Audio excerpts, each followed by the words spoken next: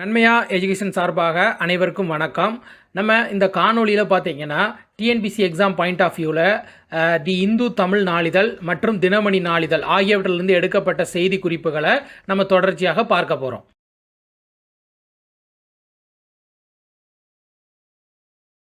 முதலாவதாக மாநில செய்திகளில் பார்த்தீங்கன்னா நம்முடைய தமிழகத்தில் அரசு ஊழியர்களுடைய ஓய்வு வயது அதிகரிக்கப்பட்டிருக்குது. என்ன அப்படின்னு பார்த்தீங்கன்னா கடந்த ஆண்டு மே மாதம் பார்த்தீங்கன்னா அரசு ஊழியர்களுடைய ஓய்வு வயது 58லிருந்து 59ஆக உயர்த்தப்பட்டது. அதை தற்போது 59லிருந்து 60ஆக உயர்த்தி அரசாணை வெளியிட்டிருக்காங்க. இது பார்த்தீங்கன்னா நிகழாண்டு உடைய மே மாதம் முதல் நடைமுறைக்கு வரும் அப்படிங்கிறதையும் தெரிவிச்சிருக்காங்க. இதுக்கு முன்னாடி பார்த்தீங்கன்னா 1979ஆம் ஆண்டில் தான் வயது வரம்பை உயர்த்தினாங்க. அப்போ பார்த்தீங்கன்னா வயது 55லிருந்து 58ஆக உயர்த்தப்பட்டது அப்படிங்கிறது குறிப்பிடத்தக்கது.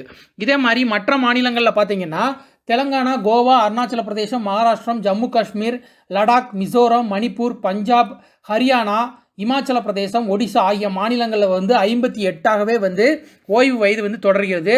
ஜார்க்கண்ட், கேரளாவில் பார்த்தீங்கன்னா 56ஆக இருக்கிறது. ஆந்திரா, திரிபுரா, கர்நாடகம், அசாம், பீகார், மேகாலயா, மத்திய பிரதேசம், சத்தீஸ்கர், நாகாலாந்து, குஜராத், உத்தரகாண்ட், உத்தரப்பிரதேசத்தில் பார்த்தீங்கன்னா ஓய்வு வயது 60ஆக உள்ளது. மேற்கு வங்கத்தில் மட்டும் பார்த்தீங்கன்னா மருத்துவ பேராசிரியர்களுக்கு ஓய்வு வயது 65ஆகவும் மருத்துவர்களுக்கு பார்த்தீங்கன்னா ஓய்வு வயது 62ஆகவும் இருக்குது. அங்கே பார்த்தீங்கன்னா அரசு ஊழியர்களுக்கு ஓய்வு வயது 60ஆக இருக்குது.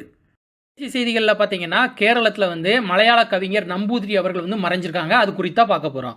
என்ன அப்படின்னு பார்த்தீங்கன்னா மலையாள இலக்கிய உலகில் அனைத்து தரப்பினராலும் பாராட்டப்பட்ட கவிஞர்களில் ஒருவராக திகழ்ந்தவர் தான் இந்த விஷ்ணு நாராயணன் நம்பூதிரி அவர்கள். இவங்க பார்த்தீங்கன்னா நேற்று அதாவது பிப்ரவரி மாதம் 25ஆம் தேதி மறைஞ்சிருக்காங்க.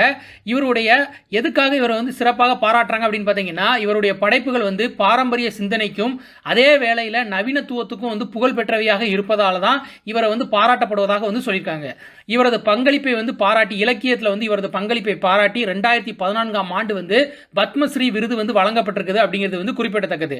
மேலும் பார்த்தீங்கன்னா மத்திய மாநில சாகித்ய அகாடமி விருதுகளையும் பெற்றிருக்காரு. இவருடைய மிகச்சிறந்த படைப்புகளில் சிலவற்றை பார்க்க போகிறோம். என்ன அப்படின்னு பார்த்தீங்கன்னா ஸ்வதாந்திரியத்திய குறிச்சொரு கீதம், அப்புறம் பார்த்தீங்கன்னா பூமி கீதங்கள், இந்தியா என்ற விகாரம், அப்புறம் அபராஜிதா, ஆரண்யகம், பிரணய கீதங்கள், உஜ்ஜயினிலே ராப்பகலுகள் அப்படிங்கிற பல்வேறு கவிதை நூல்களை எழுதியிருக்காங்க அப்படிங்கிறது குறிப்பிடத்தக்கது.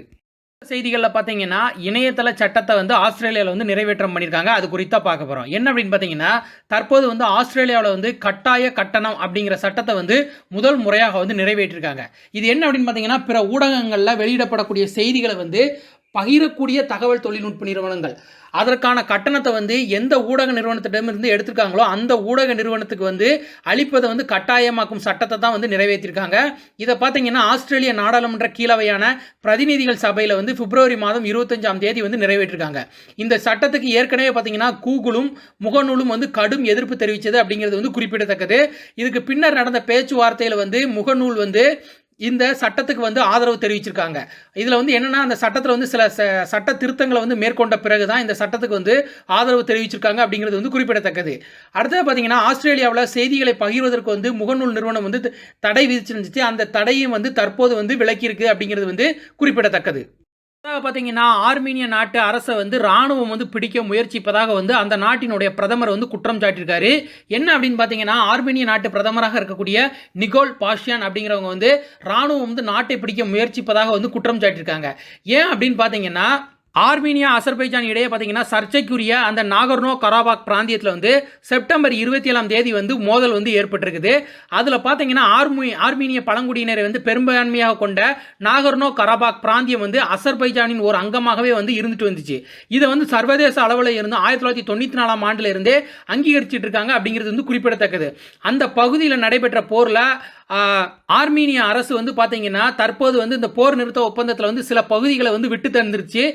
அதனுடைய காரணமாக தான் பார்த்தீங்கன்னா தற்போது ராணுவம் அந்த நாட்டு அரசை பிடிக்க இருப்பதாக குற்றம் சாட்டியிருக்காங்க. ஏற்கனவே பார்த்தீங்கன்னா ஆர்மீனியா அசர்பைஜான் போர் பார்த்தீங்கன்னா ரெண்டு தரப்புலையும் கடந்த ஆண்டு நவம்பர் மாதம் இதற்கான ஒப்பந்தம் ஒன்று மேற்கொண்டாங்க. அதன்படி பார்த்தீங்கன்னா இரு தரப்பினரும் பார்த்தீங்கன்னா பொதுமக்கள் வசிக்கக்கூடிய பகுதிகளையோ ராணுவம் சாராத பொருட்கள் மீதோ வேண்டுமென்றே தாக்குதல் நடத்த தவிர்க்கணும் அப்படிங்கிறது பேச்சுவார்த்தையிலும் ஒப்புக்கொண்டுட்டு இருந்தாங்க. அதுக்கப்புறம் பார்த்தீங்கன்னா இரு நாடுகளும் போர் நிறுத்த ஒப்பந்தம் சார்ந்த பேச்சுவார்த்தை வந்து ஒப்புக்கொண்டிருந்தது அப்படிங்கிறது வந்து குறிப்பிடத்தக்கது.